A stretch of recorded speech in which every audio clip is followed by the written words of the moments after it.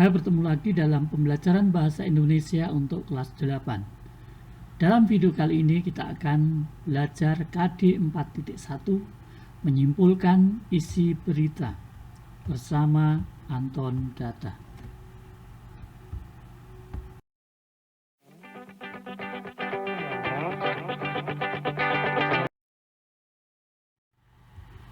Adapun tujuan pembelajaran kali ini yaitu 1. Peserta didik dapat menemukan pokok-pokok informasi dalam teks berita. 2. Peserta didik dapat menyimpulkan isi teks berita dengan kalimat sendiri. Nah, anak-anak, kalian tentu masih ingat apa itu berita? Iya, berita merupakan cerita atau keterangan mengenai peristiwa atau kejadian yang hangat, didasari oleh fakta, menarik, dan penting bagi banyak orang yang disebarluaskan melalui media cetak atau elektronik. Unsur utama dalam berita berupa fakta. Fakta ini merupakan jawaban atas pertanyaan 5W plus 1H. Nah, selanjutnya ciri-ciri berita. Tentu kalian masih ingat bahwa berita itu memiliki ciri-ciri yaitu faktual atau berdasarkan fakta dan nyata, aktual terjadi pada suatu waktu, memuat keterangan waktu dan tempat secara jelas. Ciri selanjutnya bahasanya jelas dan baku. Berita bersifat objektif apa adanya dan memuat kronologis atau urutan waktu kejadian.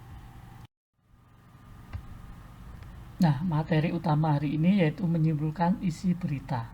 Apa itu maksud menyimpulkan isi berita?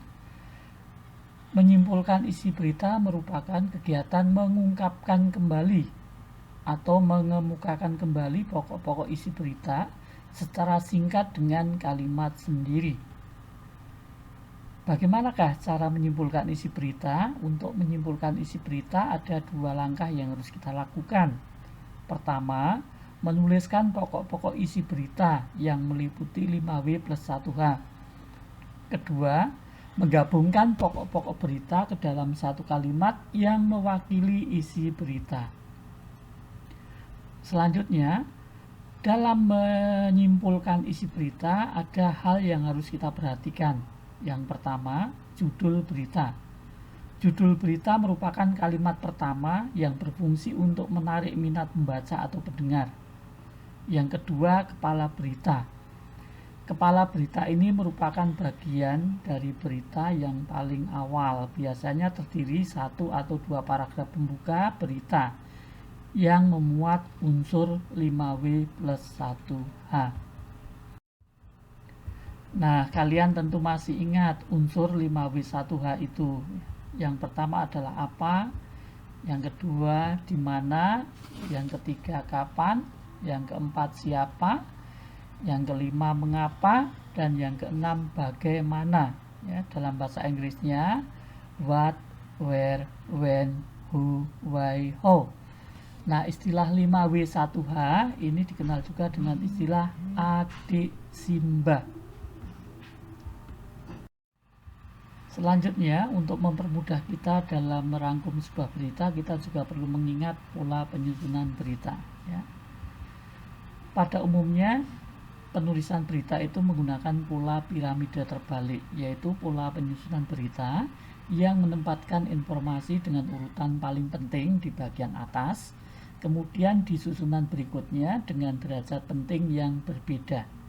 Perhatikan bagian penyusunan berita berikut. Kita lihat bagian paling atas merupakan judul, kemudian diikuti dengan kepala berita. Pada bagian kepala berita ini berisi informasi terpenting yang memuat 5W plus 1H.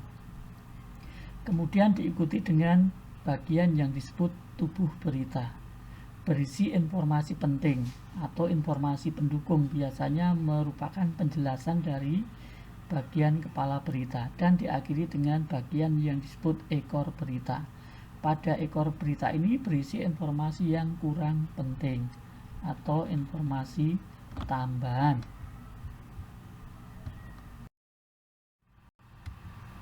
Nah, untuk memberi gambaran bagaimana menyimpulkan isi berita, simaklah contoh berikut ini. Bacalah teks berikut ini. Kemeriahan HUT RI tidak dirasakan anak-anak pemulung.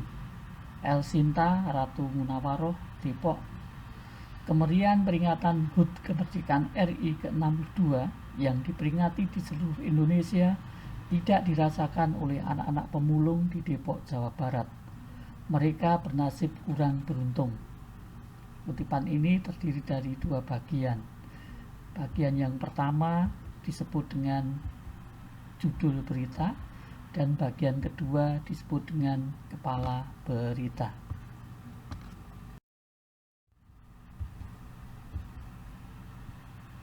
Hal tersebut seperti yang dialami Fa, 11 tahun, warga Bojonggede, Depok, Jabar. Ia mengais sampah-sampah bekas gelas dan botol air mineral di sela-sela pelaksanaan upacara bendera peringatan HUT RI ke-62 di kantor Wali Kota Depok, Jalan Margonda Raya, Jumat 17 Agustus. Satu paragraf ini masih termasuk bagian kepala berita. Fai harus berhenti sekolah karena tidak memiliki biaya. Dengan polos ia mengaku tidak mengetahui jika hari ini adalah hari kemerdekaan RI yang jatuh pada tanggal 17 Agustus 2007. Fai hanya sempat bersekolah 1 tahun di Yayasan Bina Insani Mandiri di Terminal Depok. Ia belum pernah diajarkan tentang sejarah perjuangan para pahlawan dalam memperebutkan kemerdekaan RI. Paragraf ini terdiri dari paragraf tubuh berita dan diikuti dengan paragraf yang berupa ekor berita. Nah, selanjutnya dari berita tersebut kita akan membuat simpulan dengan langkah-langkah. Yang pertama, menentukan pokok-pokok berita terlebih dahulu. Nah, dari berita tersebut kita temukan pokok-pokok beritanya, yaitu 1. Kemeriahan peringatan hari ulang tahun kemerdekaan RI ke-62 yang diperingati di seluruh Indonesia tidak dirasakan oleh anak-anak pemulung. Ini merupakan unsur apa? 2. Peringatan hari ulang tahun Republik Indonesia ke-62 dilaksanakan di kantor Wali Kota Depok di Jawa Barat. Ini merupakan unsur kapan? 3. Peringatan hari ulang tahun Republik Indonesia ke-62 dilaksanakan pada hari Jumat 17 Agustus. Ini merupakan unsur di mana? 4. Hal itu dialami oleh Fai 11 tahun. Ini merupakan unsur siapa? Kelima, mereka atau Fai bernasib kurang beruntung. Ini merupakan unsur mengapa. Dan keenam, mereka atau Fai mengais sampah-sampah bekas gelas dan botol air mineral di sela-sela pelaksanaan upacara bendera peringatan Hari Ulang Tahun Republik Indonesia ke-62. Ini merupakan unsur bagaimana. Nah, setelah kita menemukan pokok-pokok informasi berita tersebut, langkah selanjutnya yaitu membuat simpulan berita. Cara membuat simpulan berita adalah menggabungkan atau merangkaikan pokok-pokok informasi tersebut menjadi satu buah kalimat yang mencakup keseluruhan isi berita. Adapun simpulan dari berita tersebut dapat kita buat menjadi seperti berikut ini. Kemeriahan peringatan Hari Ulang Tahun Kemerdekaan Republik Indonesia ke-62 yang diperingati di seluruh Indonesia tidak dirasakan oleh anak-anak pemulung di Depok, Jawa Barat. Mereka bernasib kurang beruntung. Hal ini dialami oleh Fai 11 tahun.